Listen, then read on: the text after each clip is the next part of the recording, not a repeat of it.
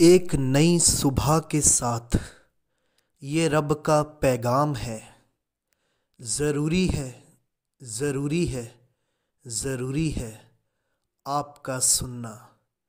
Emmanuel man of God, Emmanuel man of God.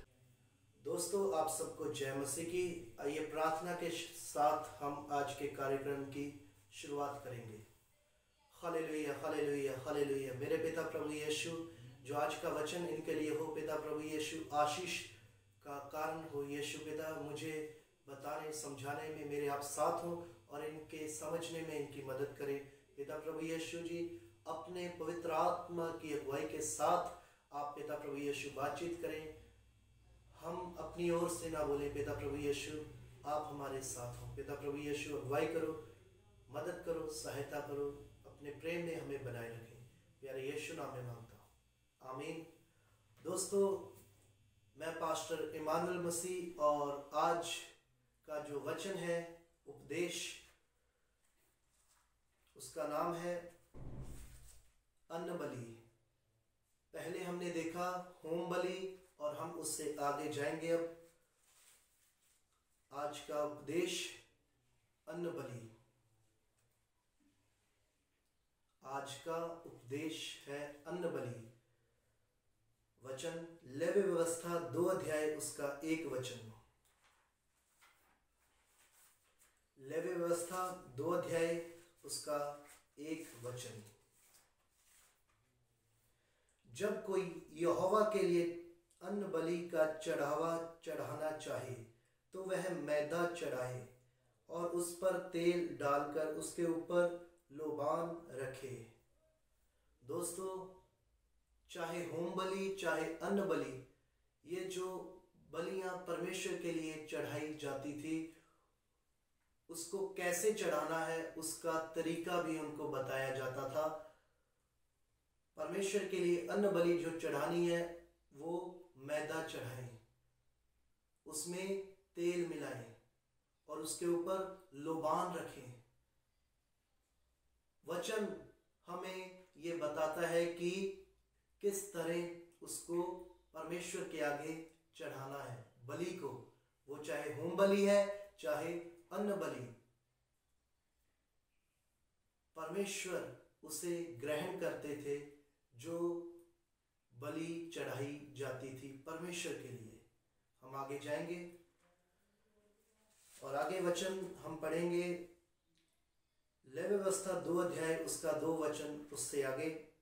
और वह उसको हारून के पुत्रों के पास जो याजक हैं लाए, और वह अन्न बलि के तेल मिले हुए मैदे में से इस तरह अपनी मुट्ठी भरकर निकाले कि सब लोबान उसमें आ जाए, और याजक उन्हें स्मरण दिलाने वाले भाग के लिए वेदी पर जलाए कि यह यहोवा के लिए सुखदायक सुगंधित हवन ठहरे।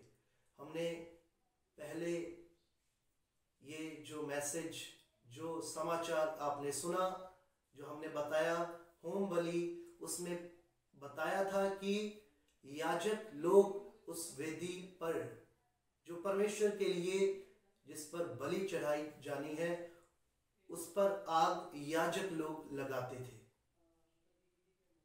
जो बलि है वो याजक लोग ही परमेश्वर को चढ़ाते थे, याजक उसके पुत्र, और कोई नहीं।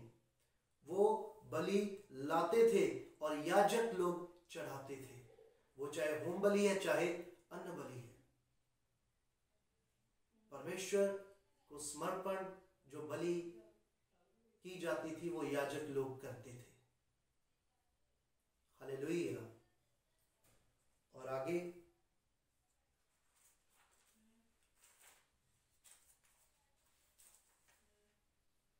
दो का 3। और अन्न बलि में से जो बचा रहे वह हारून और उसके पुत्रों का ठहरे, यह यहोवा के हवनों में से परम पवित्र भाग होगा। दोस्तों, वचन हमें यह बताता है कि जो बच जाता था वो हारून के पुत्र जो याजक, उनके लिए ठहरता था। वो भेंट उनके लिए होती थी। वो जो भेंट होती थी उनके लिए वो परम पवित्र ठहरती थी। परम पवित्र, वचन में बताया गया कि उनके लिए परम पवित्र वो भेंट थी जो बच जाती थी। परमेश्वर के लिए जो चढ़ाया जाता था वो भी परम पवित्र, और जो बच जाता था, जो हारून के पुत्र को दिया जाता था, वो भी परम पवित्र।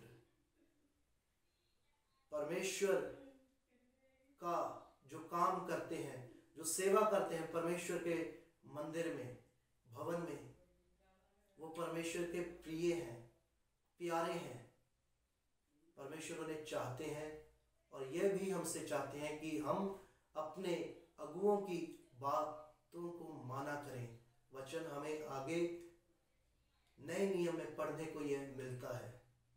अगर हम उनकी आज्ञाओं को मानेंगे, इससे पता चलता है कि हम परमेश्वर की आज्ञाओं को मान रहे हैं, क्योंकि वो वचन बताते हैं, जैसे मैं आपको बता रहा हूं। यहोशू नई पीढ़ी को वचन बताने लगा, और वो उनकी सुनते थे, मानते थे, और जो नहीं मानते थे वो नष्ट होते थे। और हम आगे अभी जाएंगे। लेवी व्यवस्था 2 अध्याय, इसी का 11वां वचन। हमने 2 का 1 से 3 तक पढ़ा, और हम अब 11वां वचन पढ़ेंगे। कोई अन्न बलि जिसे तुम यहोवा के लिए चढ़ाओ, खमीर मिलाकर बनाया ना जाए। तुम कभी हवन में यहोवा के लिए खमीर और मधु ना जलाना।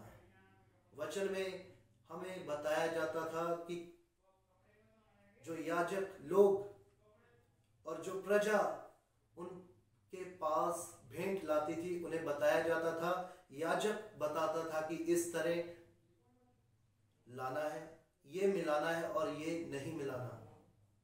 और हमने अभी पढ़ा, उसमें मधु ना जलाया जाए, शहद, खमीर वाला वो ना हो। परमेश्वर का वचन हमें यह भी बताता है क्या करना है और क्या नहीं करना। अच्छे बुरे को हम समझते हैं, हमें अच्छा बुरा बताया जाता है कि क्या है। वचन हमें बताता है कि क्या अच्छा है और क्या बुरा, क्या करना है और क्या नहीं करना। हालेलुया। लेवी व्यवस्था 2 अध्याय, उसका 13वां वचन, आखिरी वचन। फिर अपने सब अन्न बलियों को नमकीन बनाना, और अपना कोई अन्न बलि अपने परमेश्वर के साथ बंधी हुई वाचा के नमक से रहित होने ना देना। अपने सब चढ़ावों के साथ नमक भी चढ़ाना।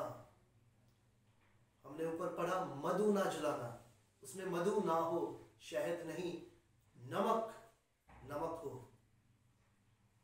और वचन हमें यह बताता है कि जैसा परमेश्वर कहते थे, अगर हम वैसा करते हैं तो ये हमारे लिए अच्छा है।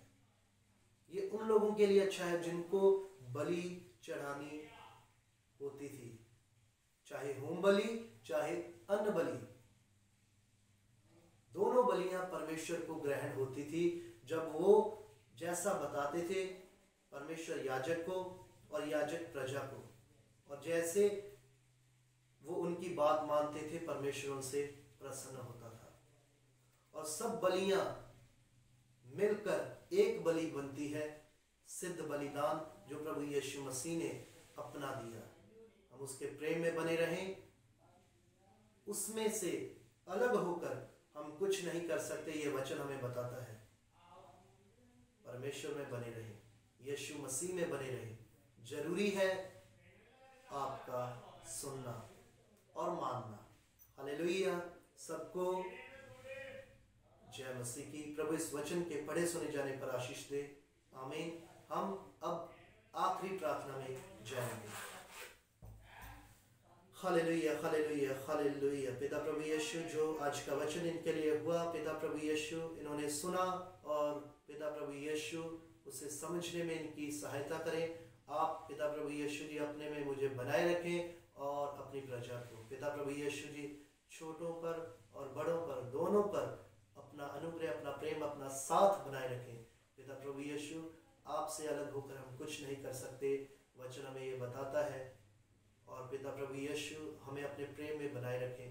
पिता प्रभु यीशु हम पर आपका क्रोध ना आए। पिता प्रभु यीशु हम शरीर के अनुसार नहीं वरन आत्मा के अनुसार चलें, क्योंकि पिता प्रभु यीशु आपने हमारा अपने पिता परमेश्वर से मेल कराया। हमारा मेल आपके द्वारा हुआ। पिता प्रभु यीशु हमारे साथ हो। प्यारे यीशु नाम में मांगता हूँ, यीशु पिता नाम में। आमीन आमीन आमीन।